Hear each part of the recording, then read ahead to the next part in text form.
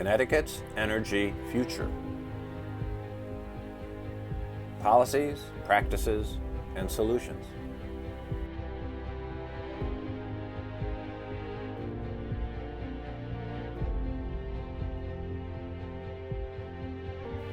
Climate change is real.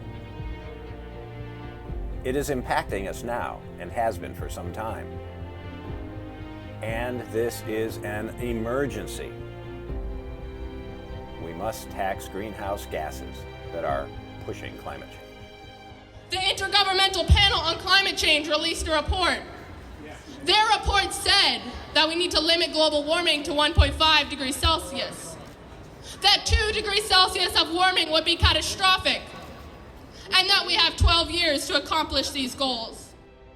Meaningful climate actions come about in fits and starts. After some success in the state tends to slow down or deprioritize some of these actions. That is until the public speaks up again. Your voice counts. Your personal stories count. Critical analysis and goals also count to revitalize Connecticut's one-time leadership role in acting on meaningful climate change impacts. Connecticut has generally had a bipartisan approach to climate action. Let's quickly review some of the highlights of Connecticut's legislative actions on climate change and energy. Let's look at Connecticut's timeline between 2000 and 2021. The federal government has variously addressed climate actions and emission reductions since the early 1990s. Connecticut passed the Climate Change Act in 2004, set to reduce greenhouse gases 10% below 1990 levels by 2020 and 85% below 2001 levels by 2050. The Global Warming Solutions Act in 2008 reaffirmed emissions reductions of 10% below 1990 levels by 2020 and 80% reduction by 2050. This put a mandatory cap on greenhouse gases. Since then, bills addressing electricity and energy efficiency, adaptation, setting out clean energy goals and energy strategies, transportation and electric vehicles, and residential renewable energy, recycling and jobs, and other related bills to climate impacts were passed into law. The Green Bank Act was passed in 2016, creating a pathway to equitable and affordable funding for clean energy. There were various bills addressing solar installations, EV vehicles, fuel cells, microgrids, and waste to energy during these years. The Climate Change Planning and Resiliency Act of 2008 reset the greenhouse gas emissions reductions targets to 45% below 2001 levels by 2030. And this includes new sea level rise projections for coastal management components. Since then, we've got an Offshore Wind Energy Act in 2019. All of these on top of executive orders from the governors, and with a desire to become greener, have zero carbon electricity by 2040, and the state wants to lead by example. There have been a lot of reports and establishments of commissions and departments that were put in place to collect information, model Connecticut's climate, environmental, and energy future, and work with other states in New England and conduct research and make recommendations. These efforts have resulted in over 25 reports and inventories, 10 designations and authorities, 8 declarations and initiatives, over 20 climate and energy related bills, 6 plans and strategies, and 2 summits, and many other reports and efforts related to climate change and other aspects of the environment. Be the spark that lights the fire of indignation down in the souls of your fellow man to fight climate change. How have these efforts helped Connecticut address climate change impacts and go to the source of the problem, fossil fuels? Have these enacted laws moved us closer to a zero-carbon society? Are we replacing fossil fuels and their infrastructure with renewable, clean energy systems fast enough? More and more we see rightward-leaning organizations sign on to the concept of a fully refundable carbon tax. More and more, particularly my Republican colleagues in places that are coastal, are coming to see very personally what the effects of climate change are, and therefore are becoming much more pragmatic about efforts to address it. The problem with that is that it's just not happening fast enough. And how does declaring a climate emergency and setting a tax or fee on carbon help get us there before climate change impacts become untenable? In 2020, and extending into 2021 through reviews, Connecticut has produced a blizzard of reports. Let's look at these efforts briefly. Connecticut's Integrated Resource Plan is an important one.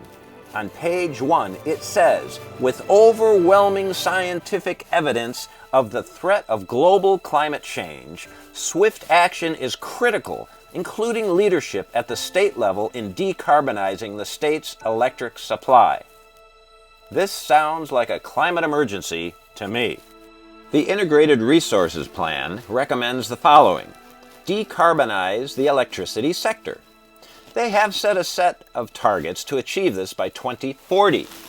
The report also recommends that Connecticut look after the well-being of ratepayers by 1. Securing benefits of competition, 2. Minimizing the risk to ratepayers, and 3. Ensure that energy is affordable and equitably distributed. Additionally, it is recommended that new energy generation resources be optimally sited and that upgrades and integration of resources be done. And finally, balance the decarbonization planning with other state goals that impact the public. And it is recommended this be done by 2023. Hi, I'm Laura. I'm from Richfield, Connecticut. I'm here because I want a future. I've been working hard in high school, and there's no point to any of that if we're going to be underwater in like 50 years. So we need some change now, and if the youth have to do that, then I'm more than happy to be here.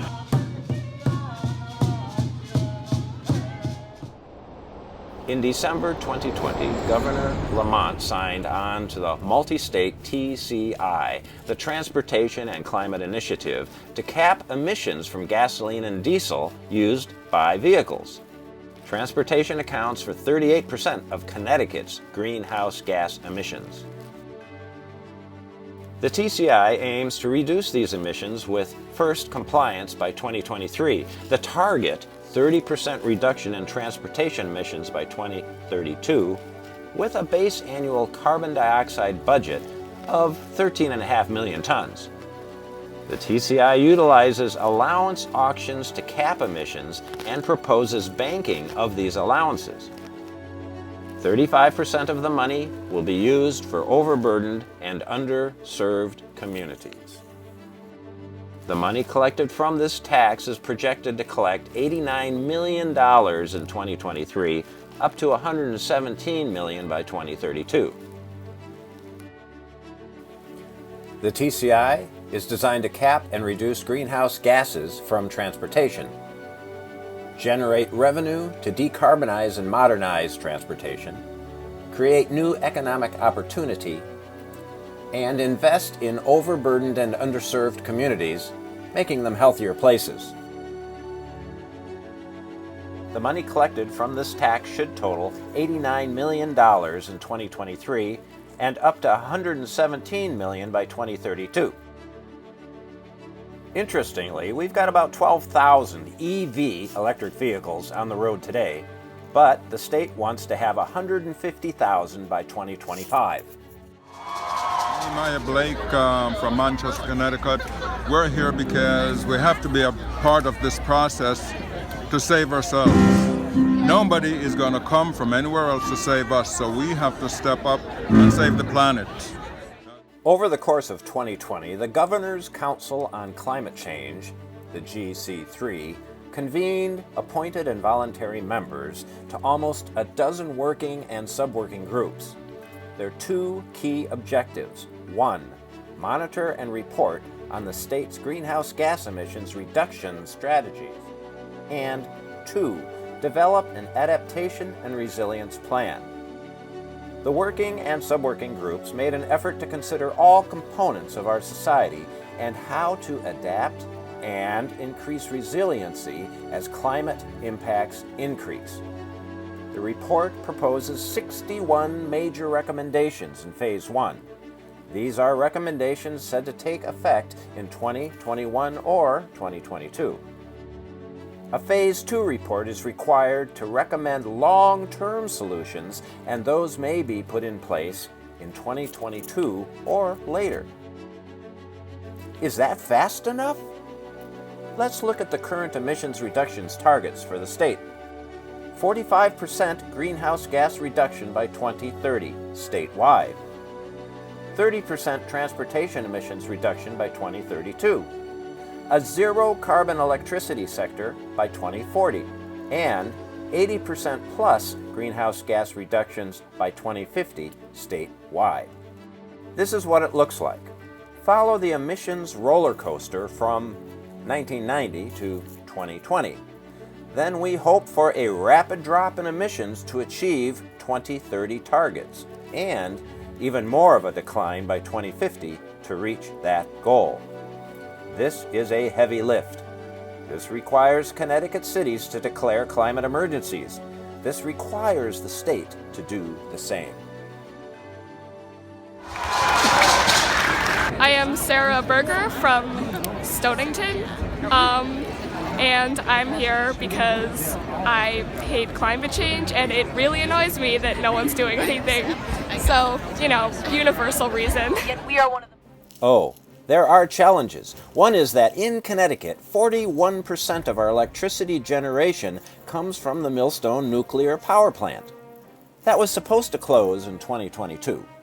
In 2019, it got a 10-year reprieve. That means operations until 2032. That's 2 years after Connecticut is targeted to have cut 45% of the state's emissions. If you see a mismatch here, you're not the only one. To make matters worse for the climate, Connecticut gets 52% of its energy from natural gas. And if the nuclear power plant closes, what will be in place first? Natural gas or renewable energy systems? Again, are we moving fast enough? Natural gas is not the answer. It is no longer a bridge fuel. It is polluting our world at every step of its development, transport, and use. And by using it, we are supporting fracking. Renewables is a booming business. Let it grow. Where I think the state can play a key role. This is going to be transformative over the next 2 years and over the next couple of generations. It's not just means amazing, good paying jobs for a lot of folks who are represented here, but right now, solar and wind, right here, wind is going to be that bridge to our renewable future. Built here in Connecticut, by Connecticut. What this means for a carbon-free future for our country. We're going to be a leader in this section of the state. New London, Connecticut is going to be a renewable hub of America. It is our choice. It is our choice in this emergency. Roy Walton, I'm from New Jersey, but I attend Connecticut College. So recently I feel there needs to be more, just in general, community action taken towards climate change and pushing our politicians, kind of to the point of annoying them into passing carbon pricing bills, fracking bills, and so on.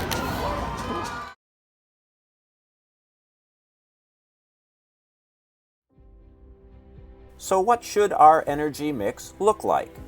If we look at all of New England, because we are part of ISO New England and RGGI, the Regional Greenhouse Gas Initiative, and the many other components that connect us all, we realize we are in a climate emergency situation. We are not moving fast enough. There are a number of studies, including my own, that look at our energy mix now and where we need to go.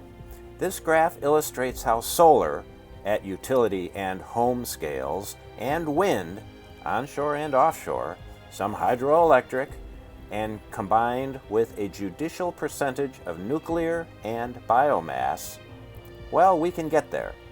In this mix, we need battery storage. We need electric vehicles. and more efficient buildings and industries. This is a transformation from a carbon economy toward a renewable energy and sustainable-oriented economy. My name is Melissa Kedabong, and I am here because environmental justice is really important. If we don't do the sustainable heavy lifting here and now, if we don't transform our economy away from fossil fuels, then the climate impacts we've been experiencing will seem like the good old days.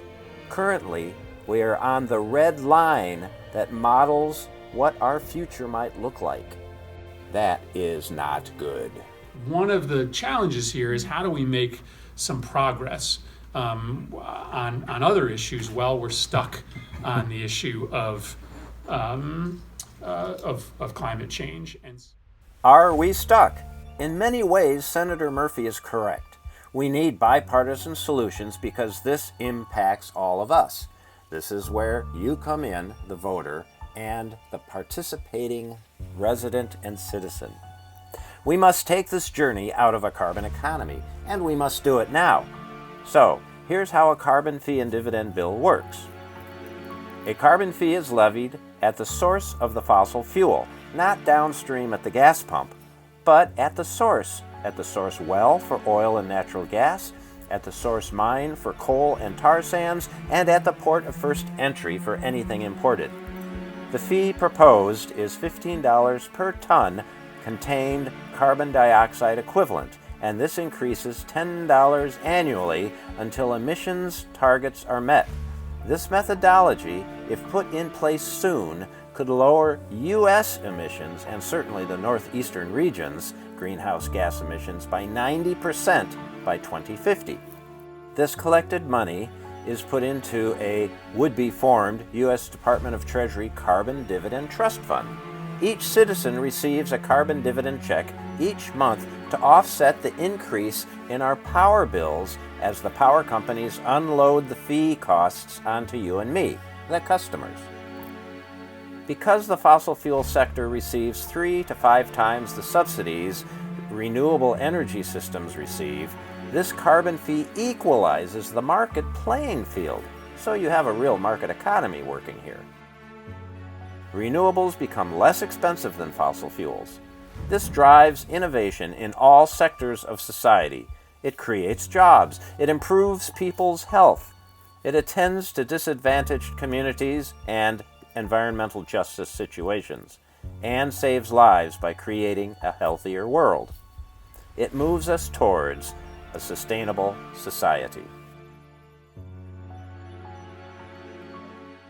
And so we need to find a way in the coming years to really accelerate our commitment to a sustainable energy future with all that implies, starting with a mechanism to correctly price carbon, but also developing the technology, of course, that allows us to do that and deploying the technology. We have many goals and targets in Connecticut, and in the Renewable Portfolio Standard, we had hoped to have 25% renewables by 2018 and 29% by 2020. We're under 7 or 8% right now, and 38% by 2025. We can't do this emissions reductions if we don't do the renewable energy. We can't keep permitting more natural gas power plants and related fossil fuel infrastructure systems if we want to lower our emissions to our target goals. Waiting is not an option. Real change is happening. I'm Helen Gross. I'm from Stonington also. I'm here because climate change, I think, is one of the most important issues that we're facing at this time, and it affects everyone and everything. And it's something that the government needs to take more seriously, state and the country. Another point. There are over 3,500 economists who support a carbon fee or tax. William Nordhaus at Yale said, "Carbon prices must be raised to transmit the social costs of greenhouse gas emissions to the everyday decisions of billions of firms and people." Studies show that we can reduce emissions and still have a productive, maybe even more productive economy. Emissions go down, GDP goes up. We like to imagine that the business community is all about demanding free markets. And we don't want regulation, and we want free markets. We want free market capitalism. Baloney. I've spent the last 11 years of my career listening to every single industry come into my office and say, we need this protection, we need this subsidy, we need this, for government assistance. And to me, the way the dealers fought back the ability of Tesla to sell into Connecticut is just, exhibit A of that sort of, competition for everybody else except me. I don't want competition. Market capitalism has its issues, but it shouldn't be about preserving legacy industries that are stopping us from innovating in the ways we know we need to innovate. So, an important aspect here in Connecticut is allowing businesses, universities, schools, municipalities, medical complexes, and so on to install renewable energy microgrids. Existing power companies need to transform their business model to see energy-consuming customers as energy-generating partners.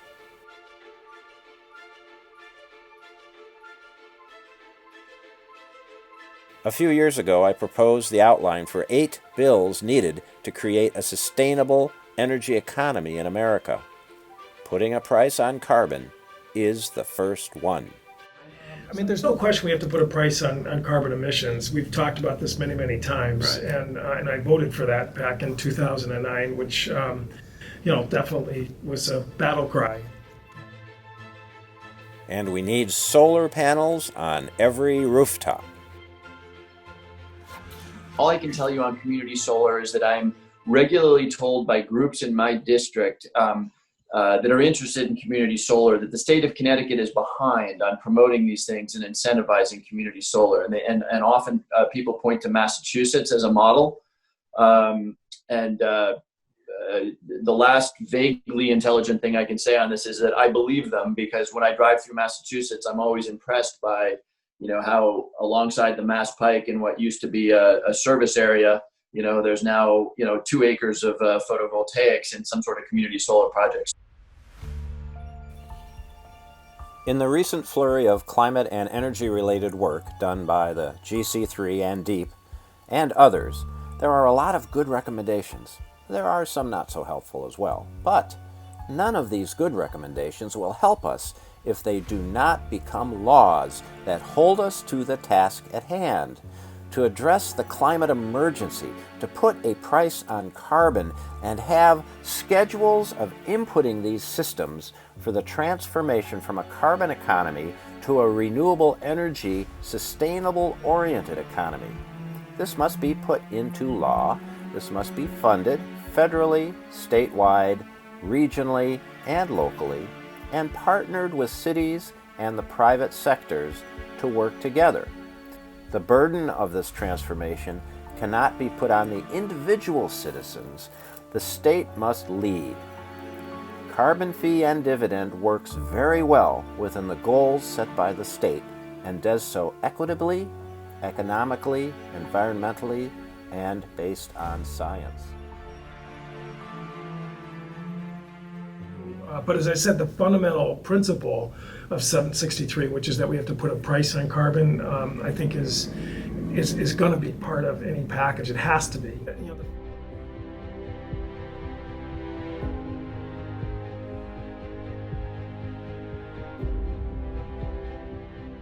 As we move through this process, we must continually remind ourselves to think about sustainability, the environment, community, and economy. We can think of sustainability as finding a balance between humans and nature so that we balance what we use with what nature can provide. Currently, we are not doing that. Information on the laws I proposed is in my book, Navigating the Energy Maze, out by Springer.